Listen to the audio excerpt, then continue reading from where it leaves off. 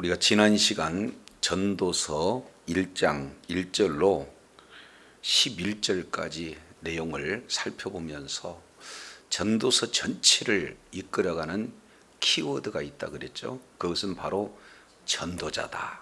그래서 전도자의 그 의미를 바로 알 때 바로 전도서 전체 내용을 우리가 잘 알 수 있는 은혜가 주어진다. 그래서 전도자 그러면은 이 전도자라고 하는 이 내용은 에클레시아와 관련된 단어예요. 그래서 에클레시아 스테스라는 이 단어를 이렇게 쓰고 있어요. 그러니까 이 전도자라고 하는 이 단어는 사실은 코헬레트인데 그 코헬레트라고 하는 이 단어를 이제 70인역에서 번역을 했을 때 에클레시아 스테스라고 번역을 하게 되는 거죠. 그러면은 이 에클레시아라고 하는 이 단어에서 온 내용이라는 거죠. 그러니까 코헬렛의 그 가장 출발점은 어디냐? 어디에서 왔느냐? 카할에서 왔다. 카할은 바로 교회, 회중, 모임이라는 뜻에서 코헬레트가 오고, 그리고 에클레시아에서 에클레시아 스테스라는 이런 단어가 이루어져요. 굳이 번역하면 이제 교회를 부르시는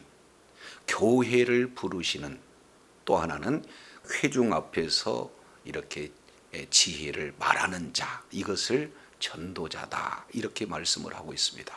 그래서 결국 이제 바로 개인적인 종말 오기 전에 반드시 이렇게 알아야 할, 전해야 할 대상은 바로 하나님이시다 라는 사실을 이제 전도자라는 내용을 통해서 살펴봅니다. 그렇기 때문에 오늘날 우리가 이 전도자에 대한 이해와 그리고 이 전도자로서의 그런 삶이 우리 모두에게 요구되는 것을 전도서를 통해서 우리가 살펴볼 수가 있어요.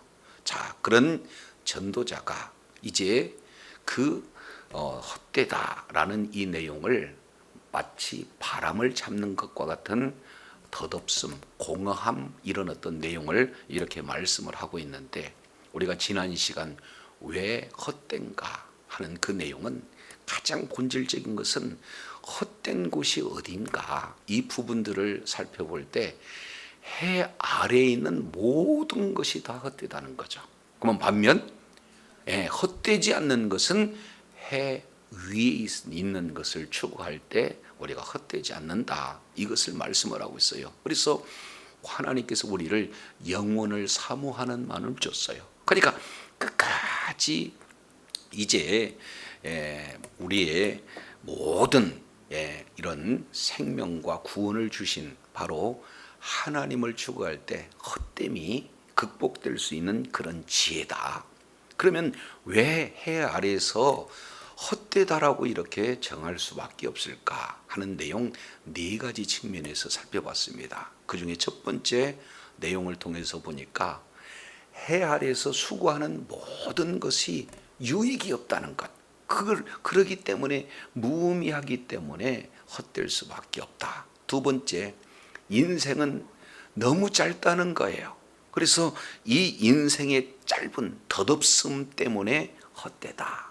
그리고 세 번째 내용을 통해서 보면은 사람의 그 욕심을 다 채울 수가 없기 때문에 헛되다.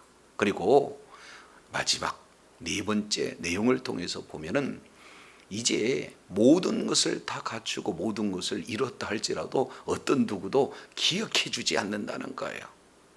그래서 해 아래 새 것이 없다. 이 내용들을 하나하나 구체적으로 왜 헛된가 하는 네 가지 신뢰를 통해서 우리가 살펴봤습니다. 오늘은 그러면 이제 그 헛되다는 이 내용 가운데 바로 이제 그 큰 핵심 내용 몇 가지 중에 오늘은 지혜의 헛됨에 대한 내용들을 이렇게 소개를 하고 있습니다. 1장 12절 내용을 통해서 보면은 나 전도자는 예루살렘에서 이스라엘 왕이 되었다. 지금 이렇게 표현을 하고 있습니다. 여기서 예루살렘에서 이스라엘 왕이 되었다. 그러면은 사실은 왕은 모든 권력의 정점에 있지 않겠습니까? 그러니까 왕은 최종적인 결정권자가 바로 왕이 되어지는 거예요. 그렇기 때문에 수많은 사람들은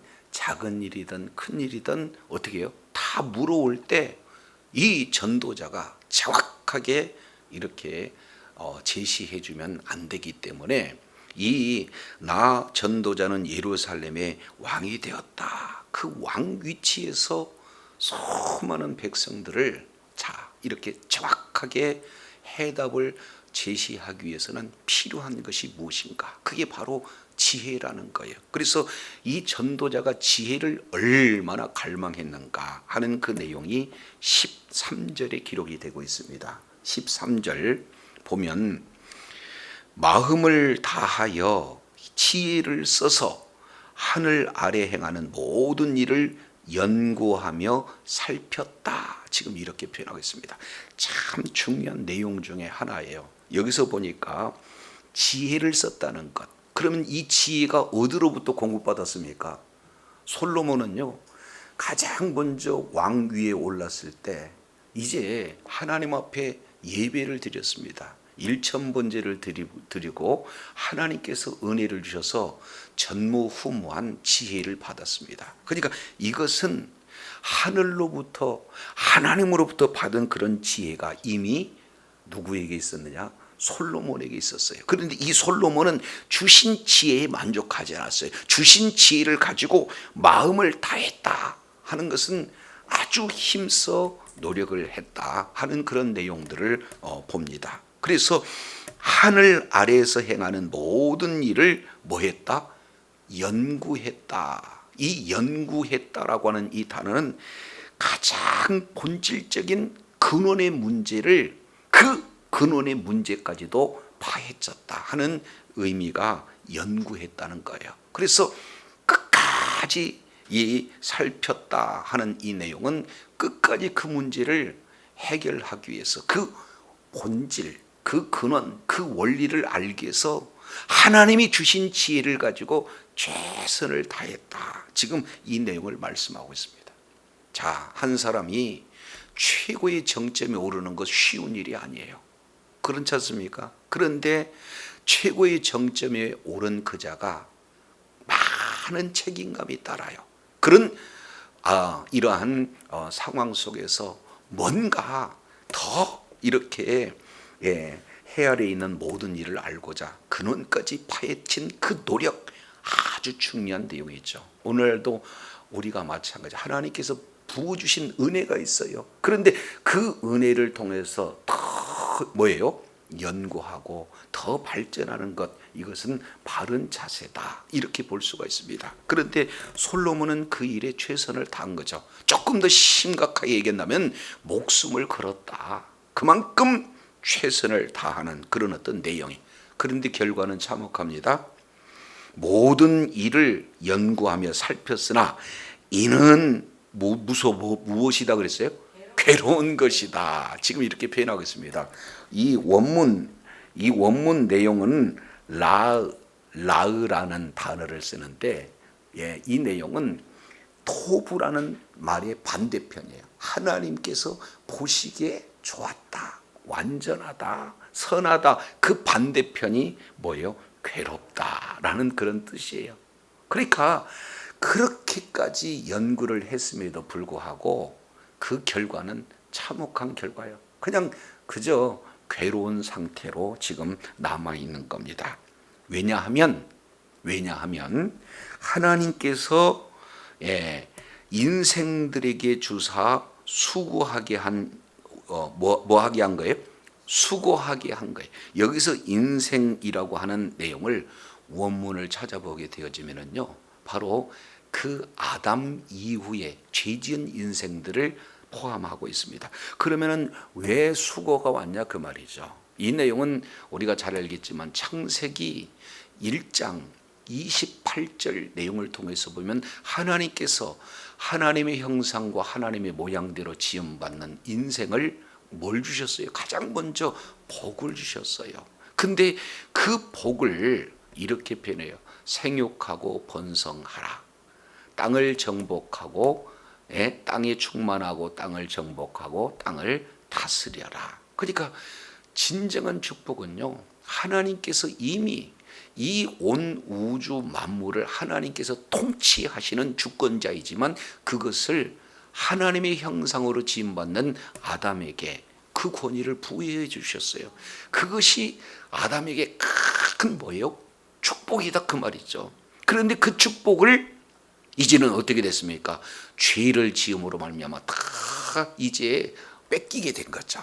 그래서 창세기 3장 19절 이 내용을 통해서 보면은 그의 죄의 결과로 뭐가 나왔느냐?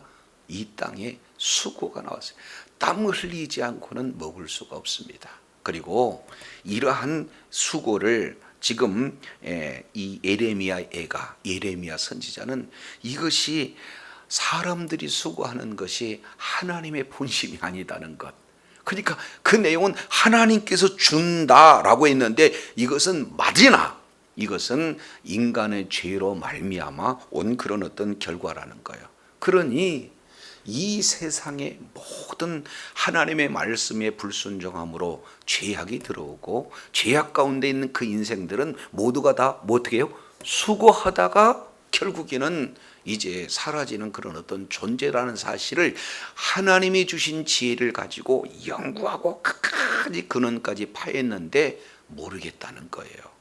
자, 그런데 그 지혜가 이제 어떻게 되는가? 15절 잠깐 보시죠. 15절 내용을 보면 구부러진 것도 곱게 할 수가 없고 모자란 것도 셀 수가 없다. 하나님이 그런 지혜를 주셨음에도 불구하고 자기가 할 수 있는 것은 있는 거예요? 뭐 없는 거예요? 결국에 없어요. 할 수 있는 것이 아무것도 없다는 그런 것을 이렇게 깨닫게 되어지는 겁니다. 여기서 구부러졌다라고 하는 이 내용은 아와트라고 하는 단어를 써요. 여기서 구부러졌다라고 하는 것이 무엇을 의미하는가? 조금 더 보겠습니다. 전도서 12장 우리 잠깐 보시죠. 전도서 12장 이 내용을 통해서 보면은 이제 사람이 이렇게 늙게 되었을 때 육체의 여러 가지 변화가 많이 와요.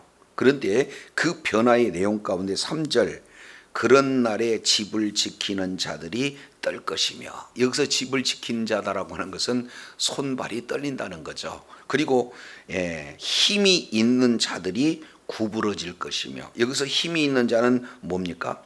바로 이 다리를 얘기하고 허리를 얘기하는 거니까, 그러니까 나이가 들면 힘이 없어지고 떨 수밖에 없고 또 곧은 다리가 구부러지는 그런 어떤 다리밖에 안 된다라는 것을 말씀하고 있어요. 그 단어 바로 아와트라고 하는 구부러진 단어, 이 내용을 1장 15절에는 곱게 할 수 없다. 그러면 이 내용을 보면은 1차적인 문맥으로 보면은 구부러진 것 되돌릴 수가 없다는 거예요. 아무리 근원을 찾아본다 할지라도.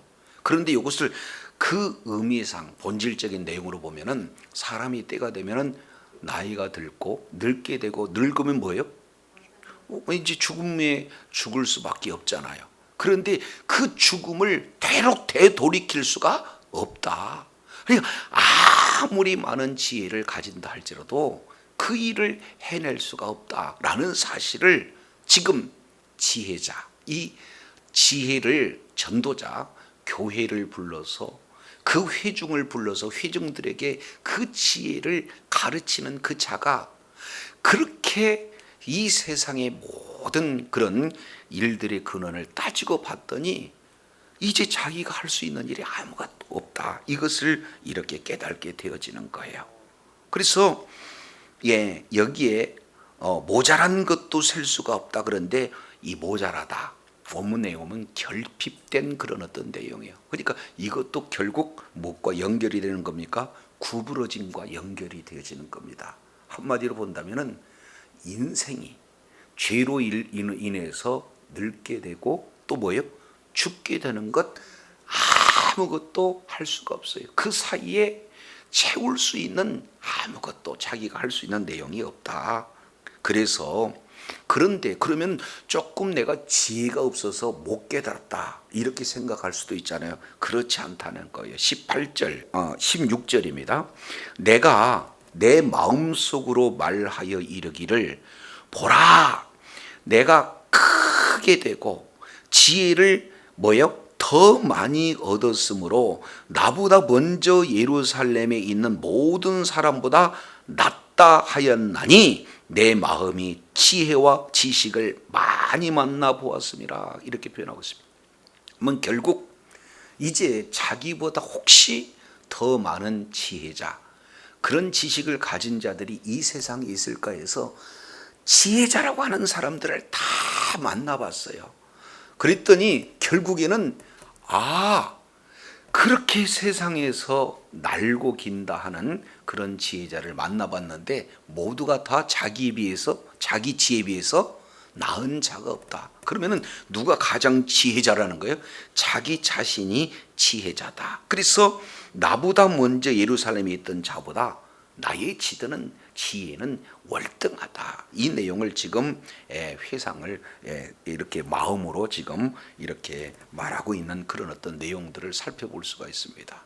그러니까 굉장한 지혜다라는 것을 볼 수가 있어요. 자, 이 내용을 전도서 2장 9절에도 똑같이 표현합니다. 내가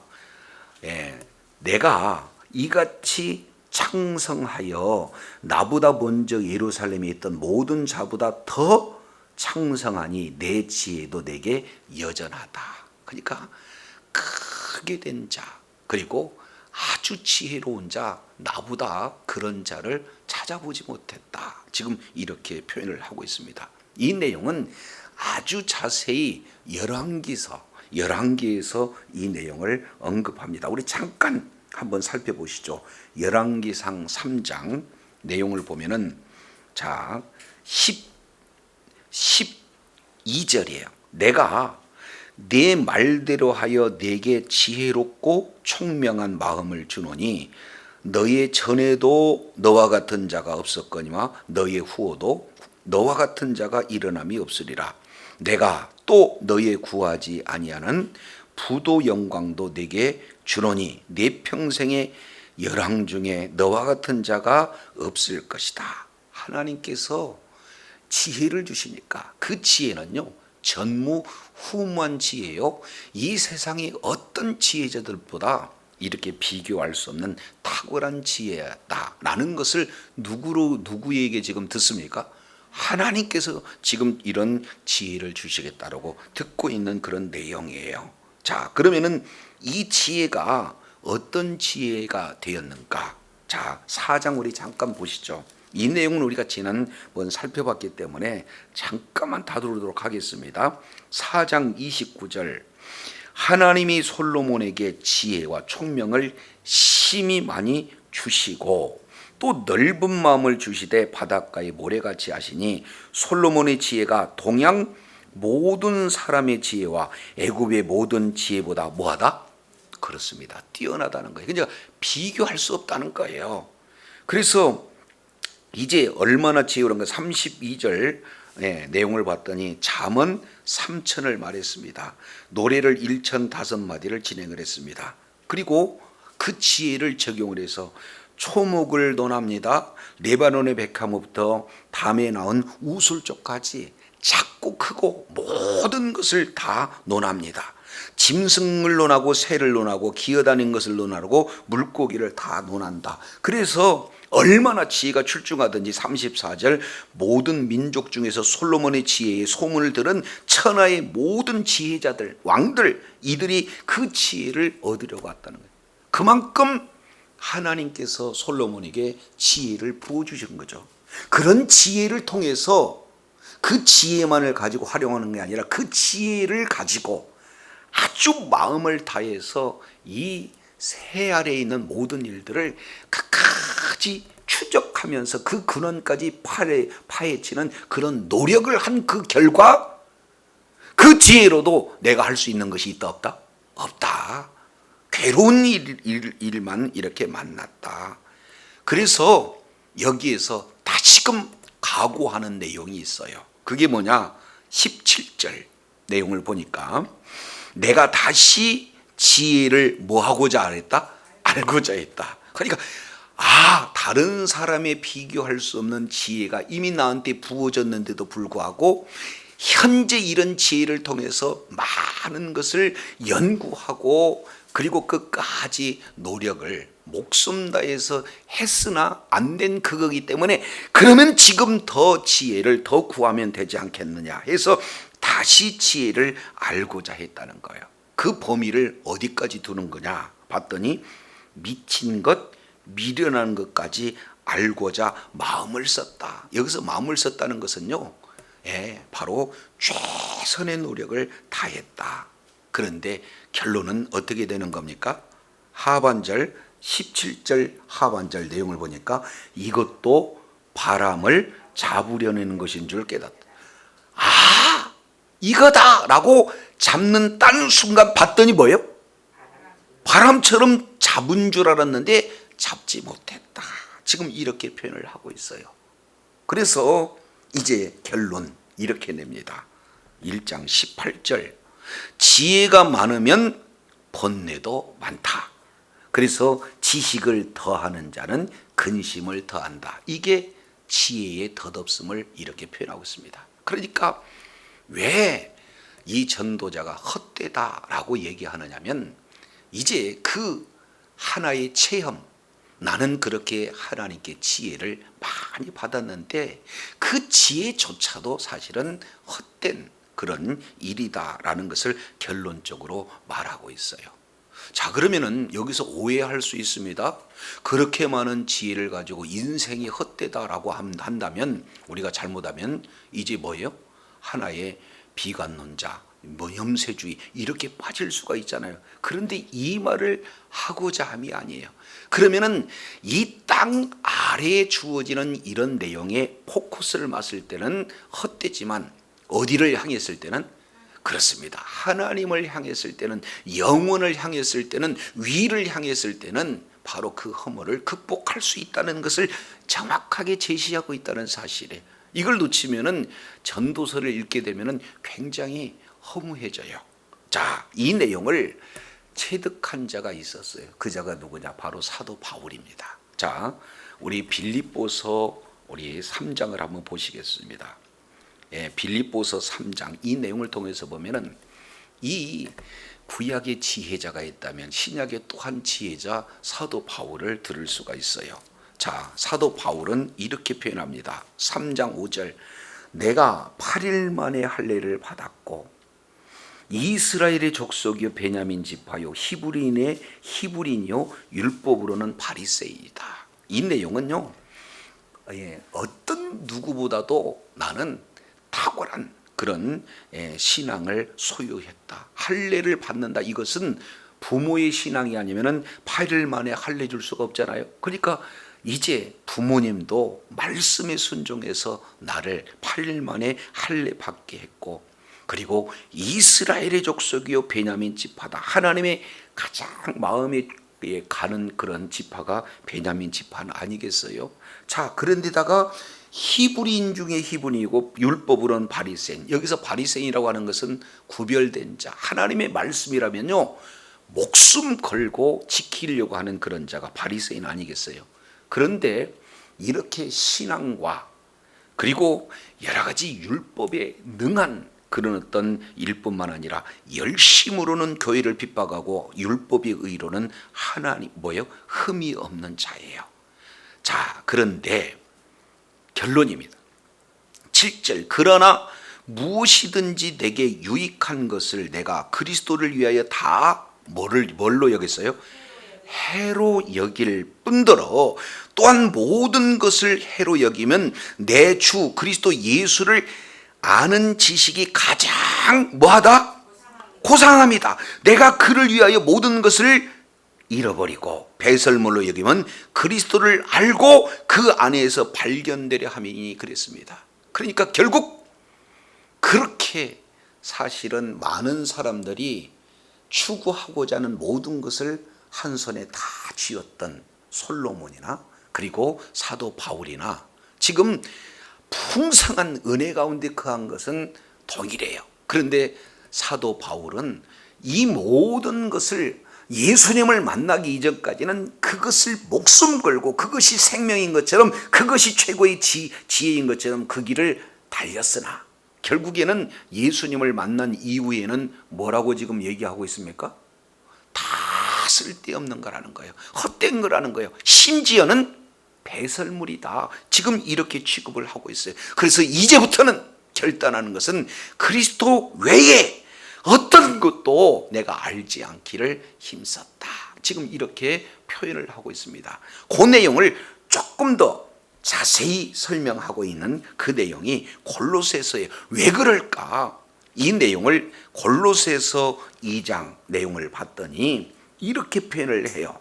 골로새서 2장 내용을 보니까 2절입니다. 이는 그들로 마음의 위안을 받고 사랑 안에서 연합하여 웬만한 이해의 모든 부요에 이르러 하나님의 비밀인 그리스도를 깨닫게 함이라. 자, 2장 3절, 그 안에는 지혜와 지식의 모든 보화가 뭐했느니라? 감춰져 있느니라. 어디 안에 있어요? 그리스도 안에 지혜도 있고 그리스도 안에 지식도 있고 그리스도 안에 모든 보화가 다 담겨졌다는 사실을 예수님을 만난 이후에 알았다, 그 말이에요. 그러니 예수님 외의 모든 것은 다 뭐다?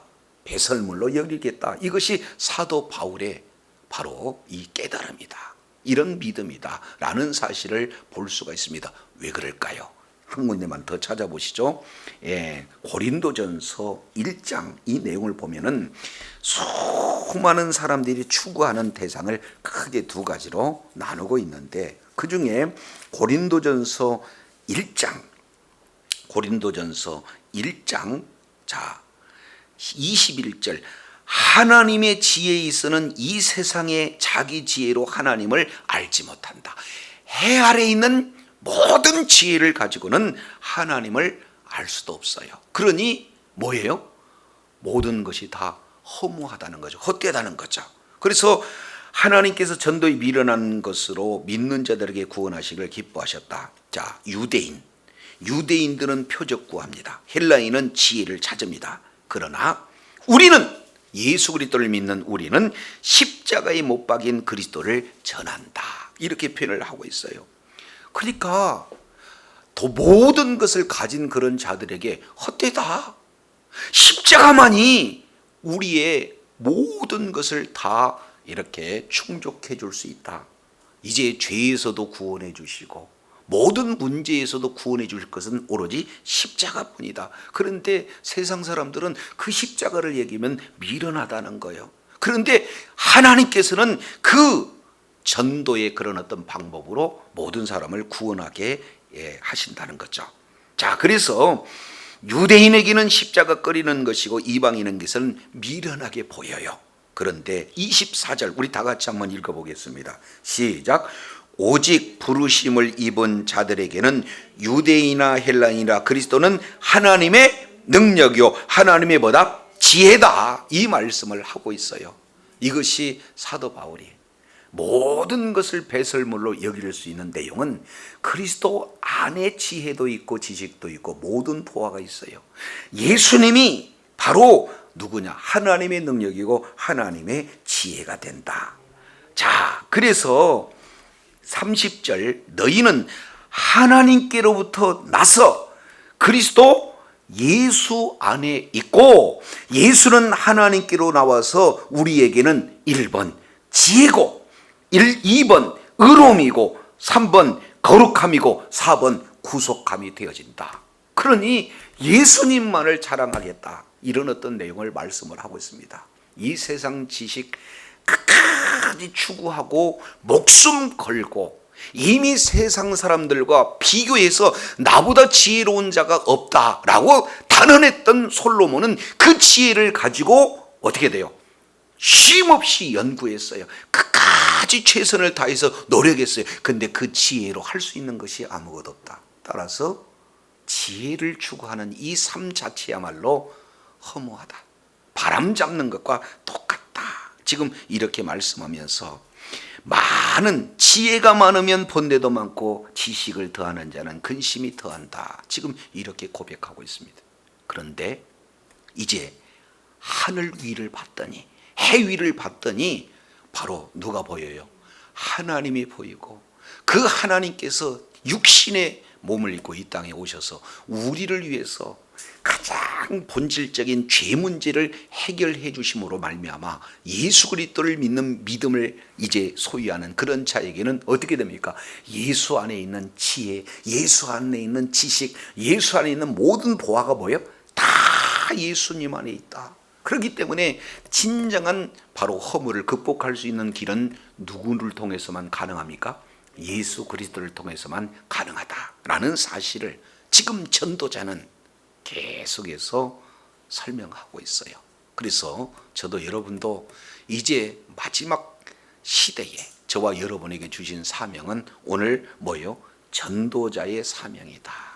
바로 교회를 불러서 그런 그 교회를 향해서 하나님의 지혜로운 그 지혜를 전하는, 하나님의 그 능력을 전하는, 하나님의 그 구원하신 일하심을 전하는 그런 어떤 자가 되어진, 그것이 바로 참 이렇게 허물을 극복하는 자로서 이렇게 감당할 그런 사명이다라는 사실을 이렇게 말씀을 하고 있습니다. 그래서 날마다 예수 그리스도 안에서 내가 먼저 지혜를 체험하고 경험했던 이런 내용들을 소중하게 여길 뿐만 아니라 나 같은 자에게 이런 지혜를 주신 하나님을 높이며 하나님을 자랑하며 하나님을 증거해서 날마다 하나님 앞에 참으로 존귀하게 쓰임받는 주의 사랑하는 자녀들이 다 되시기를 예수 이름으로 축원합니다. 기도하겠습니다. 하나님 아버지, 오늘 전도자 예루살렘 왕 자기 자신을 소개하면서 이제 정점에 이른 자, 모든 것을 다 이렇게 갖춘 자, 그런 자가 수많은 사람들이 물어올 때 이 문제는 어떻게 해결해야 될 것인가, 그것을 정확한 해답을 주기 위해서 하나님께서 베풀어 주신 하늘의 지혜를 받는 오늘 솔로몬은 그 지혜를 통해서 끊임없이 더 연구하고 더 궁극적으로 이제 그 해답을 찾기 위해서 애쓰고 힘을 써봤지만 그러한 지혜 역시 마찬가지로 바람을 잡는 것 같은 허무하다, 이렇게 고백을 하고 있습니다. 똑같은 고백을 사도 바울은 많은 사람들이 두려워하는 그 위치에 섰지만 예수 그리스도 외에는 다 배설물이다 라고 여겼습니다. 그것은 바로 해 위에 바로 예수 그리스도를 만난 사도 바울의 고백을 통해서 진정한 지혜는 예수 그리스도 안에 있고 진정한 하나님의 능력은 예수 그리스도 안에 있다. 진정한 구원함, 진정한 거룩함, 진정한 그러한 하나님의 놀라운 은혜가 다 예수 그리스도 안에 있음을 오늘 이제 사도 바울을 통해서 다시 한번 일깨워 주셨사오니 주님 오시는 그날까지 예수 그리스도 안에서 온전히 천국을 누리며 날마다 베풀어 주신 은혜를 받은 자로서 많은 사람들에게 허무한 인생을 바람을 잡는 것을 따라가는 그런 인생들을 향해서 바르게 복음을 증거하여 하나님의 품으로 이끌어 동일하게 천국을 체험하며 천국을 실감하며 천국을 증거하는 주의 사랑하는 자녀들 다 되어지도록 은혜를 더하여 주시옵소서. 예수님 이름으로 기도드립니다. 아멘.